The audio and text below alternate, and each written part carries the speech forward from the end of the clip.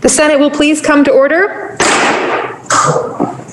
It is my pleasure to introduce for today's devotional exercise, Reverend Rick Swanson of St. John's the Mountains Episcopal Church of Stowe. Thank you, Lieutenant Governor.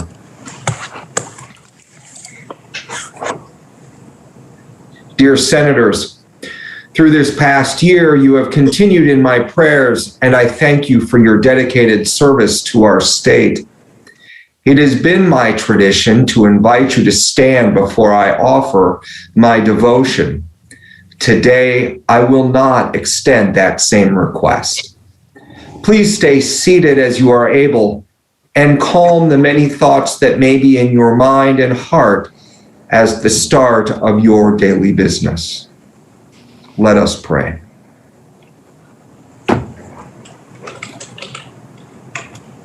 Guide the discussions of this Vermont State Senate, O God of wisdom, with their listening, their remembering, their reflecting, and their commitments they have made to serve the people of this great state. Give them strength to build up and not tear down, the patience to act with prudence, the gentleness to reform what needs reforming, the strength to strengthen what needs shoring up, and the wisdom to discern the needs of the people of Vermont. Lead them in peace, uphold them in grace, and support their dreams for a brighter future. Amen. Thank you, Reverend. Thank you. I'll now kindly ask senators to stand and join me in the Pledge of Allegiance. I pledge allegiance to the flag of the United States of America and to the republic for which it stands, one nation, under God, indivisible, with liberty and justice for all. Thank you. Are there any announcements this morning? We have a resolution to take up at this time. JRS 23 relating to weekend adjournments. Please listen to the reading of the resolution. JRS 23, joint resolution relating to weekend adjournment. Resolved by the Senate and House of Representatives that when the two houses adjourn on Friday, April 16, 2021, it be to meet again no later than Tuesday, April 20, 2021. Now you've heard the reading of the resolution. The question is, shall the Senate adopt the resolution on its part? Are you ready for the question? So please unmute. All those in favor, please signify by saying aye. Aye. Aye. Those opposed, nay. The ayes have it, and you've adopted the resolution. This brings us to the orders of the day. We have on the calendar for action S35, a committee bill referring to separating the individual and small group health insurance markets for plan year 2022, which was introduced on April 4th, 2021. Please listen to the second reading of S135. S135, an act relating to separating the individual and small group health insurance markets for plan year 2022. The senator from Washington, Senator Cummings, is recognized for an explanation of the bill. Thank you, Madam Chair. This is a simple little bill, and I say that advisedly because it deals with health insurance markets, and nothing to do with health insurance markets is ever simple. What makes it simple is that all the interested parties agree. That's the first time we have the health care advocate, the insurance companies, and the business community agreeing that this is a good thing to do. What this bill does, and it takes less than 20 lines to do it, is it separates the individual and small group insurance markets. Vermont has 3 markets: the large group, which are your big employers and basically ERISA covered, we can't touch them; the small group, which covers the small businesses; and then the individual market.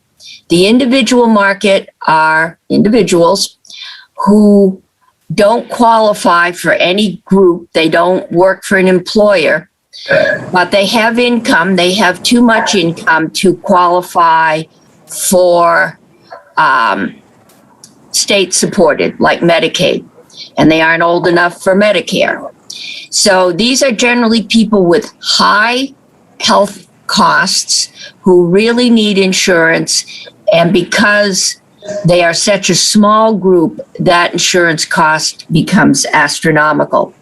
And what Vermont is one of 3 or 4 states that have merged the small group and the individual markets in an effort to protect the individuals and keep that insurance as close to affordable as possible.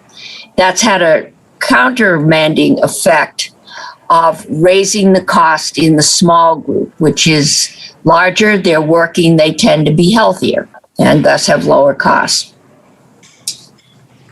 The healthcare advocate came to us maybe 2 weeks ago and said, and the healthcare advocate has been a big advocate for merging the markets to protect individuals, said, we think you should consider separating the markets because ARPA has made changes to the insurance market, which now make this feasible. In the past, there was a 400% of poverty hard cap. So if you were in the individual market and you made more than 400% of poverty, you got nothing. You fell off the deep end. ARPA for this year, but our plans have already been sold last fall for this year. And this coming year, 22, moves that 400% cap, moves it up to a height where if it's going to affect anyone, it's 1 or 2 fairly wealthy people. And it limits your out-of-pocket cost to 8.5% of income. That's in the individual market. If we separate the market, the estimate is that there will be $17 million saved in the small group market. So that's what this bill will do. We have been cautioned not to guarantee that there will be a decrease in rates because we do this, because other factors, prime one being pharmaceutical costs, could offset the decrease. So you could end up with a $17 million less of an increase in that market. But in either case, it will help the small group, which are our small businesses, arguably those that have been most impacted by the pandemic. We are doing this for 1 year because that's as long as this condition has been put into effect by ARPA. The intent is that if it is extended, we will extend it. If ARPA comes back and changes the numbers, then we will reassess. We looked at this 2 years ago, and the what was then offered as tax credits and limits in the market, and the study came back and said that there would be a 5%, I believe it was 5% decrease in the small group and a 7% increase in the individual market. I may have those reversed, but then the pandemic happened and we didn't go forward. So we want to see what the changes are going forward before we make a decision. The vote in committee was 7-0-0, and we ask that the Senate concur. Thank you, Senator. The question is, shall the bill be read the 3rd time? Are you ready for the question? The senator from Caledonia is recognized. Thank you, Madam President. May I inquire of the reporter, please? You may.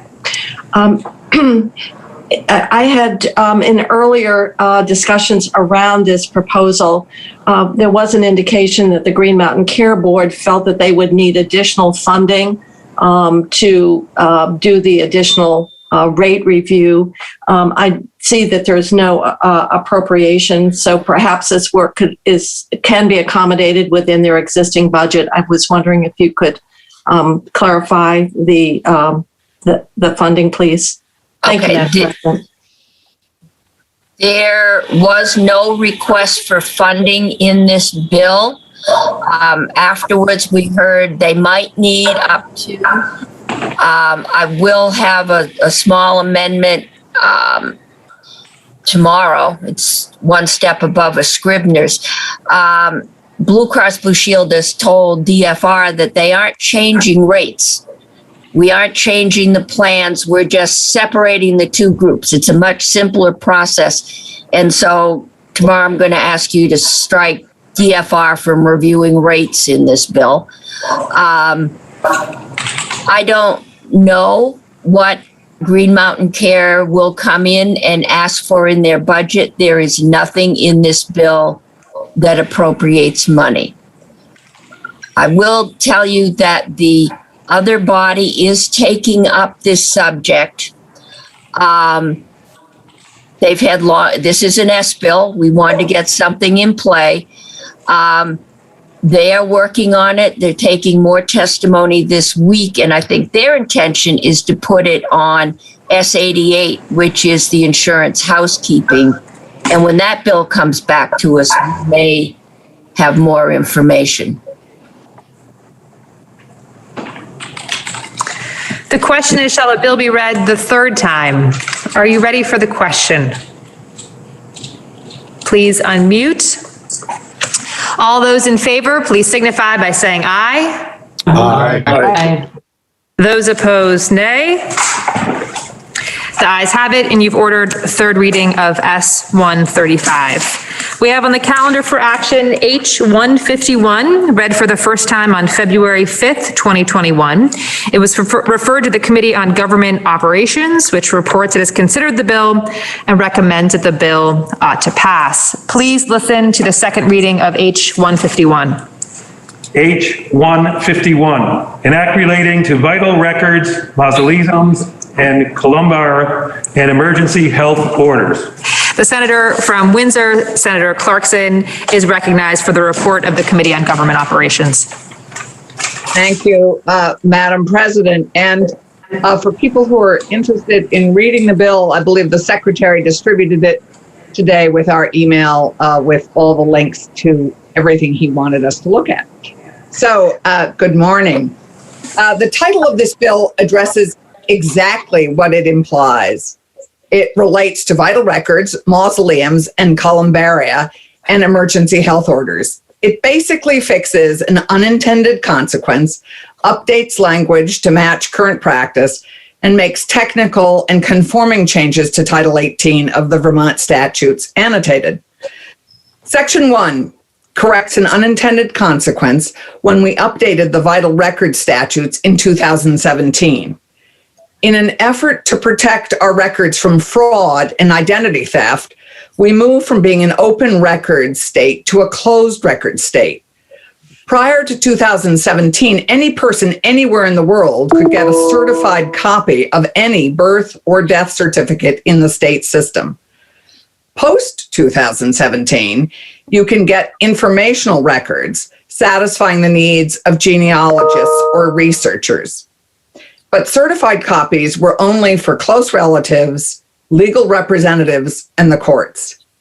This section seeks to correct that unintended consequence, which narrowed the allowances a bit too much and allows for grandchildren and state agencies who have a bona fide need to receive certified copies of birth and death certificates. Section 2 through 4, these amendments eliminate the requirement that town clerks find and destroy copies of corrected or amended birth or death certificates in the town records. As the official copies of these records are now centralized and released from the state vital record system, this relieves a burden from our town clerks. Section 5 updates mausoleums and columbaria statutes to reflect current practice. While I'm sure you are all clear on the difference between a mausoleum and a columbarium, let me remind you, because I know you're wondering, a mausoleum is a tomb, generally a fancy above-ground grave. A columbarium is a place built for the public storage of cremated remains in urns. It can be its own building or a section of a church or crematorium. Currently, the construction and modification of these structures that house human remains must be approved by the Commissioner of Health. This requirement came from a time before modern burial practices, when there was insufficient protection of human health from communicable diseases. This is no longer the case. Now these structures go through municipal approvals like the cemetery commissions, and the approval by the commissioner is unnecessary. Section 6. The amendment in this section clarifies that a health officer may review records and take samples, photographs, and other evidence as part of an investigation of a violation of state local health law. Sections 7 and 8. These sections are amended to allow health officers to achieve service of process for emergency health orders by delivering the health order in person. Currently, a health order must be delivered by a sheriff. Because these are fairly rare, they're usually no more than 3 a year, there is no impact to law enforcement's budgets. Allowing the health officer to deliver in-person notices will expedite the process of issuing emergency health orders. And Section 9 includes the repeals necessary to amend the statutes and the effective date of July 1st, 2021. We heard from our legislative counsel, the senior policy and legal advisor of the Department of Health, and the reporter of the bill from the House. Our committee vote was 5-0, and we ask for your support. Thank you. Thank you, Senator. The question is, shall the bill be read the third time? Are you ready for the question? Please unmute. All those in favor, please signify by saying aye. Aye. Aye. Aye. Those opposed, nay.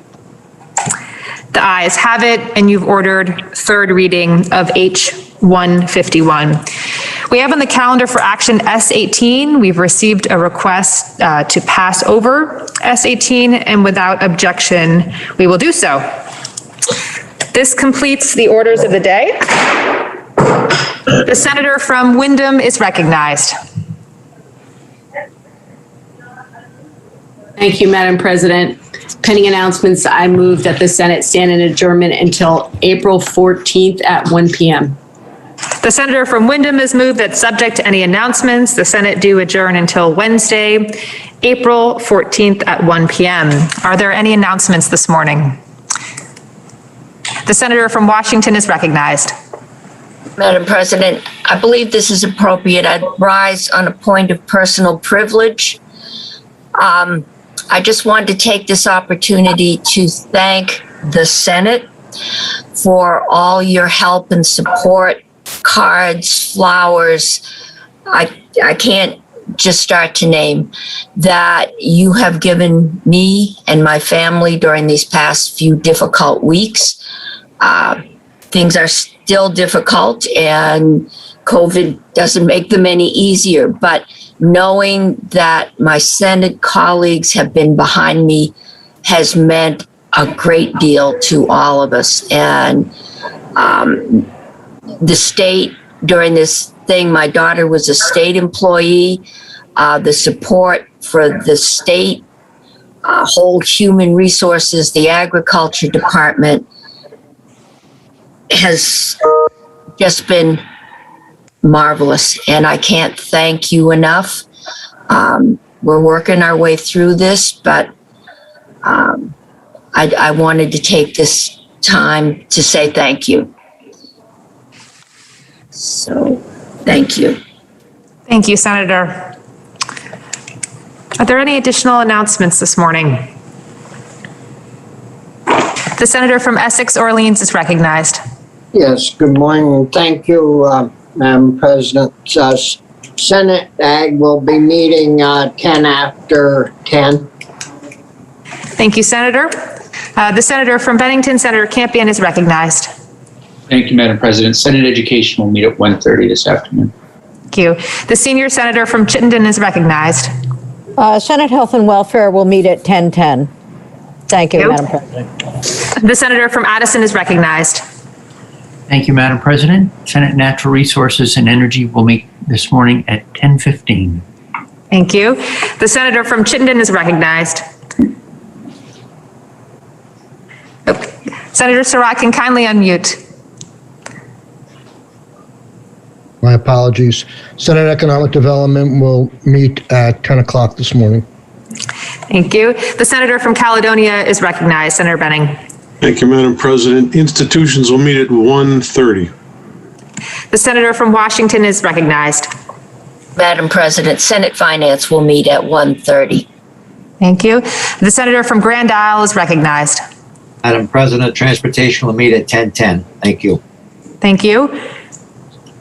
Are there any further announcements? The senator from Wyndham is recognized. Senator White. Thank you, Madam President. Senate Government Operations will meet at 1:30. Thank you, Senator. The senator from Windsor is recognized. Thank you. The Senate Democratic Caucus will meet at 12:15. The link to that for the public is on the legislative webpage under announcements. Thank you. Thank you. The senator from Wyndham is recognized. Thank you, Madam President.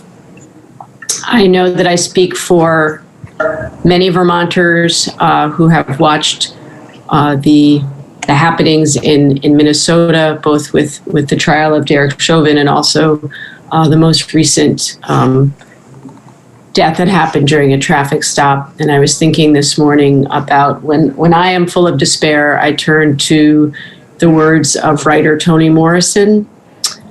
And this morning I've been thinking about what she said about despair and repression. And she said, if you're going to hold someone down, you're going to have to hold on by the other end of the chain.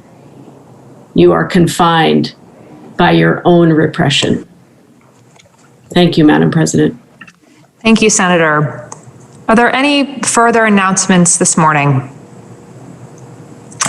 Seeing none, hearing none, the senator from Wyndham has moved that that the Senate adjourn until Wednesday, April 14th at 1 p.m. Are you ready for the question?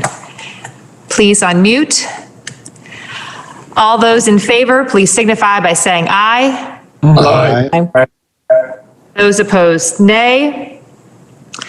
The ayes have it, and the Senate stands adjourned.